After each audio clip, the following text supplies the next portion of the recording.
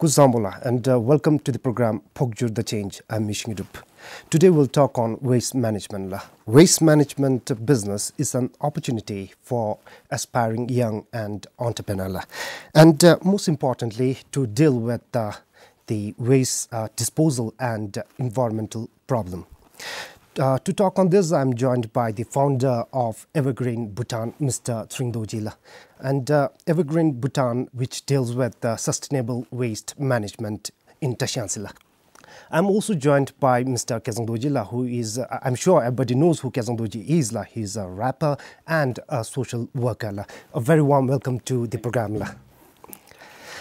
Firstly, I want to ask Mr Tshering, you are the founder of Evergreen Bhutan, which deals with sustainable waste management in Tshering. So I just want to ask you this, how did it all begin? From where did the idea came from? Well, firstly, I would like to thank BBS for giving this great opportunity. And coming back to the question, actually, I already had the idea of doing waste management back in 2010 and 11, and I even started a project called Recity, I mean the recycling project in Thimphu, and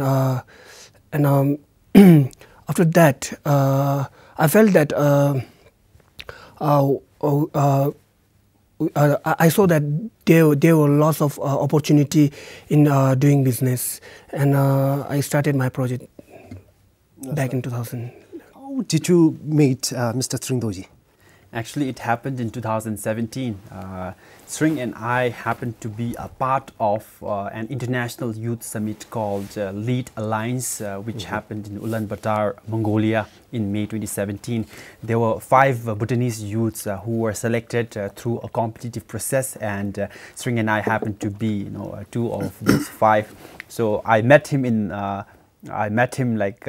when we were on our way to Mongolia, and then on our way we shared our ideas, what we were doing. I shared about my music and my social work and the things that I am kind of trying to promote among the youth and in our country. And then he also shared his business, what he was doing, and what he was doing was very specific. So he was doing this waste collection and exporting it to India in Trashi Yangtse, which I found very interesting and very unique, because normally this kind of entrepreneurs are mostly based in more populous areas like Thimphu and Phuntsholing and other populous places, but he was doing in Trashi Yangtse, and I also heard his story through others, and I was really captivated by what he was doing. And then I decided that I'll partner him, I'll help him in what he's doing. And then we pitched a project up there in Mongolia, and fortunately we got selected. Our project was one of the 3 projects of all to be selected to be awarded grants from the summit. Yes. And Singh, why Tshering? Why not Samjong, Phuntsholing and even Thimphu?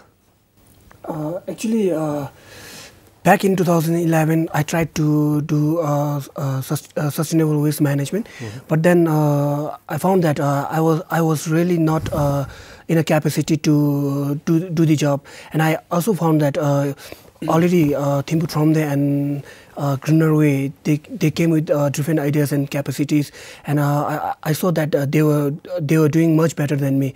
Then what I did was I almost gave up my idea on waste management. I switched to my second business idea, that was signage art. I did that in Mongol, and then after going to eastern part of the Bhutan, what I saw was that it was same like here in Thimphu, that we had lots of problems in terms of managing waste, and one of the most concern was that the community, there were no adequate waste management system in the community level. So, and then my second thought said that I need to come back and do waste management again. So I started my social enterprise as a community-based waste management in Trashi Yangtse.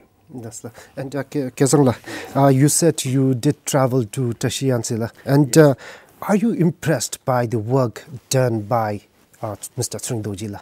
Of course, of course. I went in Trashi Yangtse, I think towards the end of September for the initiation of this project. We were supposed to have this, we had this educative program for the school. We piloted this project in Bailing Central School and in Trashi Yangtse town. So we had this educative program for the residents of Trashi Yangtse town and the students and teachers of Bailing Central School, where we showed them and taught them on the importance of segregating waste. So as part of that program, I traveled. We also had two of our mentors from Mongolia, Ms. Sana and Bilgun. So they had come all the way from Mongolia. And then not just me, even they were very impressed by the work Tshering had initiated in Trashi Yangtse already. And why I was impressed was because that he had very limited limited resources, but despite that, he had he has a collection truck, like small collection truck, which keeps frequently breaking down, but despite that he manages to go like on a weekly basis and collect waste from the town, and not just town, but he's also reaching out to most of the geoks in Trashi Yangtse district, and that was most impressive. And then I also found out that most of the villagers, they're already I think after Tshering had talked with them, they're already segregating waste. And when they come to where he's when they come to Doksum is where his facility is there. So when they come to Doksum, the villagers, they carry the segregated recyclable waste with them, and they sell it to Tshering, and then they get paid for that. And then when they go back, they buy stuff with the money that Tshering pays to them for buying the waste with them. So that was very impressive. And then I also heard from the district environmental officer there in Trashi Yangtse about the work Tshering is doing. So I was really impressed. Tshering, do you face any challenges today? Actually, from the day one, I had been facing the challenges, and not only me. Actually, everybody. Whatever we do, everything comes with the challenge. So actually, if we keep on complaining about challenges and keep on rejecting whatever the good ideas are, then we cannot come up with any good plans and idea. So actually, I had lots and lots of challenges, but despite all, so what I felt was like I need to overcome my challenges, and I need to do something. So that things kept on pushing me forward, and then today I have challenges, but then I'm doing. You're coping up, Yeah, yes, sir. And is your center well equipped in terms of manpower, equipment, etc.? Actually, I must say that I'm not really well equipped, because actually when I draft my business idea, and when I went in search of financial supports in different organization, what they said was like actually my social enterprise was actually in the middle. Actually, we are not exactly the business organization, as well as we were not the social work. So actually, we didn't came in any kind of categories. So it was really hard for me to get financial support. Then later, as I said earlier, why to keep on complaining about the challenges that we have? Why not start by myself? I already had a business on arts, so I earned little from there, and finally I thought that I will invest by myself. So I just noted down what the important requirement I had to start for this project. Then I just procured that, and I started my project like that.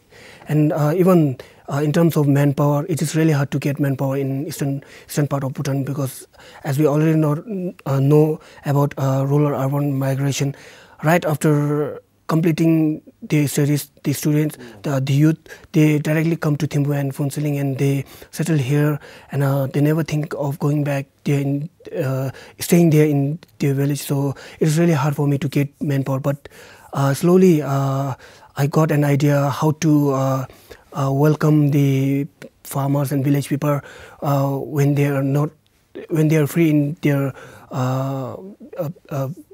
village work. So they come and they support me. How many people you have left? Actually, currently I only have 2 physical employees. Yes. That's like Kelzang, recently you have launched a documentary on sustainable waste management. What was that documentary all about? Yes. Actually, that documentary is about the project that Tshering and I did in Trashi Yangtse.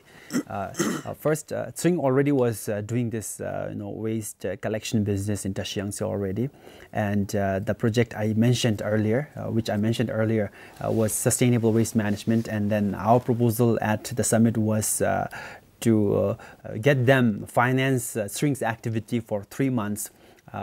What was happening in Trashi Yangtse was that although Tshering was collecting waste, but he was having a very a big challenge because waste were not segregated into degradable and non-degradable waste up there in Trashi Yangtse. So he had to also segregate. There are so many levels of segregation when we talk about segregation. First, we have to segregate degradable and non-degradable, and within the non-degradable also there are different kinds of waste. So Tshering had to do all the steps of segregation. So it was a big challenge for him. So our proposal was that we will have an educative program for the residents and students. We were supposed to select one of the schools as in pilot area, and Trashi Yangtse town was the pilot town. So we piloted the project in these 2 places, and we first talked about the importance of segregating waste and also about other environmental related rules that are there in the country. And then Tshering and the rest of our team, we practically demonstrated the students and the people in the town how to segregate. It's very easy, it's not very complicated. I think anyone can do it. So that's what we did. And in order to encourage them to keep segregating through the project, we gave the school and the residents of the town bags, sacks to store non-degradable waste, and we also gave them big buckets where they could store the degradable waste. And Tshering would go every week to collect the non-degradable waste from them, and he would also pay them for that actually. And then he did that for 3 months. And why 3 months and why we gave the sacks and the bucket is even if we teach people, even if we create awareness, if the facilities are not there, then the condition is not still conducive. So in order to enable them to segregate, so we gave the bucket and the sacks. And then in order to encourage them further, so Tshering bought from them the non-degradable waste on a weekly basis. Yes. And then we did that for 3 months, because for anything to be incorporated as a habit, to make it established as a habit, we had to do it for 3 months. For 3 months he went and collected the waste, bought the waste from them, and then I think by the end of 3 months we had some people, most of the people who were segregating degradable and non-degradable waste. So this documentary actually tells about our activities in the span of 3 months, what we did through the project. So this documentary is all about how through the sustainable waste management project we introduced this simple thing for waste management: waste, segregating degradable and non-degradable waste. So it's a very simple concept that we have in the documentary, but this documentary is very amateur. So we did not have any experience or technical person who are really into making documentaries and all. So this is very amateur, but my request is please look at the message and the work that we did over the 3 months. We'll also be talking with the Dzongkhag Environment Officer in Trashi Yangtse over the telephone in a while. But Tshering, is waste a problem in Trashi Yangtse? Not only in Trashi Yangtse, the waste is already a biggest issues in Bhutan as well as globally. And actually, when it comes to Trashi Yangtse, actually we are I mean, like we really don't have the adequate waste management facilities, and even the experts in Bhutan as well as in Trashi Yangtse.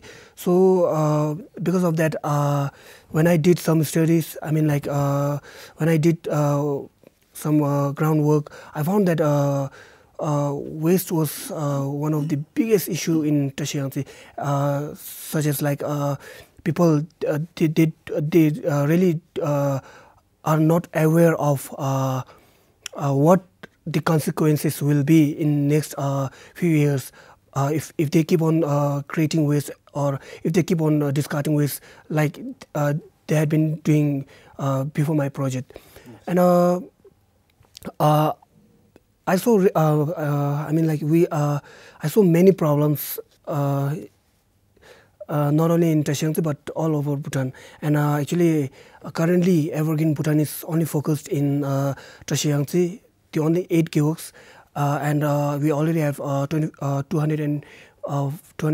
gigawatts in Bhutan. And actually, what we are trying to do is like such kind of project can be implemented in all over.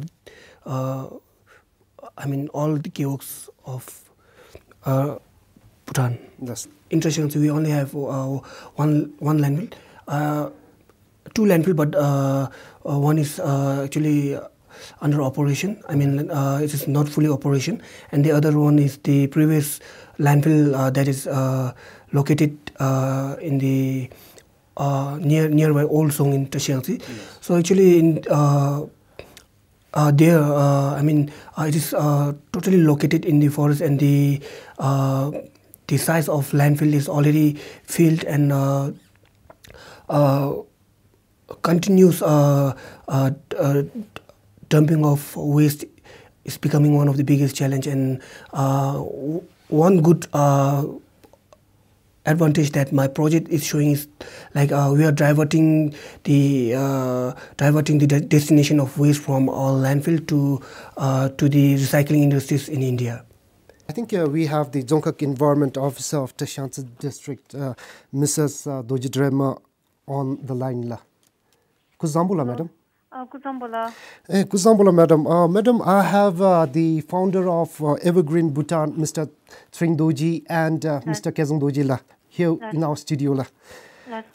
Madam Demala, is waste a problem in Trashi Yangtse? Yes, we do have, though we are a small district, still we have some waste issues. Here in Trashi Yangtse, we collect the waste twice in a week. So during during one of the collections, we collect 3 tons in a day, so which is around 6 tons in a week. Yes. From Yangtze town, and from Doksun town we collect around 3 tons in a week. The segregation of waste, is that a new thing for the people of Trashi Yangtse? With the initiative of Clean Evergreen Bhutan, implemented in Trashi Yangtse, which was for 3 months long. So with this project also, there was people were given advocacy on importance of segregation. So with that, it's not really a new thing to the people. They are already aware of. Evergreen Bhutan Centre, in which is located in Doksum, made a huge impact in terms of sustainable waste management in the district. True. Yes, it's very much true. So then, the Evergreen Bhutan, as I informed earlier, they have initiated a project called Sustainable Waste Management, which was for 3 long months. And that project was, I think, it's funded by Lead Alliance. So with this project, first there was advocacy and awareness campaign, which was held at Bering Central School. So after that, the students were given training and workshop on segregation. After that, the public the town were provided with waste bins. Nice. So with this, I think we can start off with the segregation, as there is already a facility in place, and then the people already have knowledge and advocacy on the segregation of waste. That's and what's next from here on? We have now we have already planned, for segregation of waste, and then now we have 12-year plan, which is already planned. So we have fund for segregation of waste, which we thought that this would help in continuity of segregation of waste. Well, that was the Environment Officer Dorji of Trashi Yangtse District. Tshering, it seems that you are doing really well, but do you get any support from, from the Dzongkhag administration in Trashi Yangtse? Actually, yes. The Dzongkhag administration and the Dzongkhag Environment Office, as well as the municipal office, they are really supporting me, because such kind of ideas were never been implemented before, and even there were no people. It is not only the responsibilities of government alone, but we as a private organization and a public should be responsible to cope up with the government and then work together. So when I first took my idea to the Dzongkhag, they really supported me, and they even gave me the leased land, and we are working together as a team in managing waste. Yes, and Kelzang, you think that we Bhutanese people are aware of waste management? I initially thought that, since I've been living in Thimphu like for the last 4 or 5 years. I thought like everywhere in Bhutan it's like in Thimphu. Like in Thimphu we have to segregate waste, like degradable and non-degradable. Those have to be stored separately, and then collection also specific.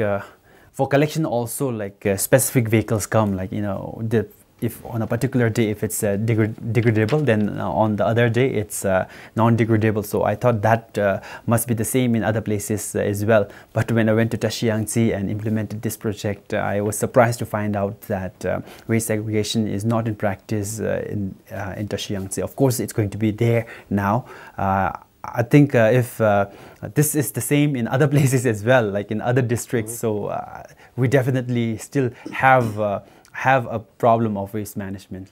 What do you do with the waste that you collect from the district, and do you do well in terms of money? Actually, we are a social business, and we are buying recyclable waste from people, which in other hand we are encouraging people to focus more on segregation. And currently we don't have any facilities to recycle waste in Trashi Yangtse itself, but what we are doing is like we are buying recyclable waste, we are packing, and then we are transporting it in India, and then we are selling for profit. How much you earn? Actually, we are just staying from hand to mouth as of now.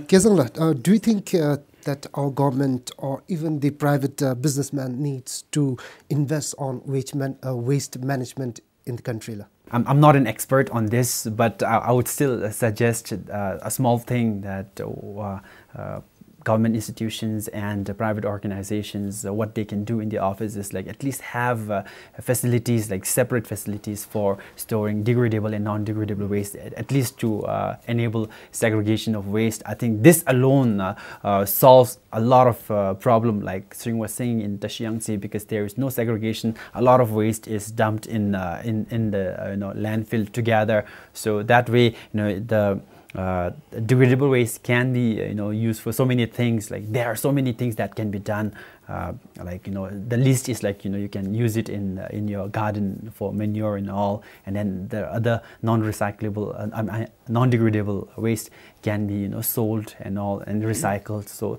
this will enable things like this. And then maybe for the implementing agencies, they could have more awareness programs.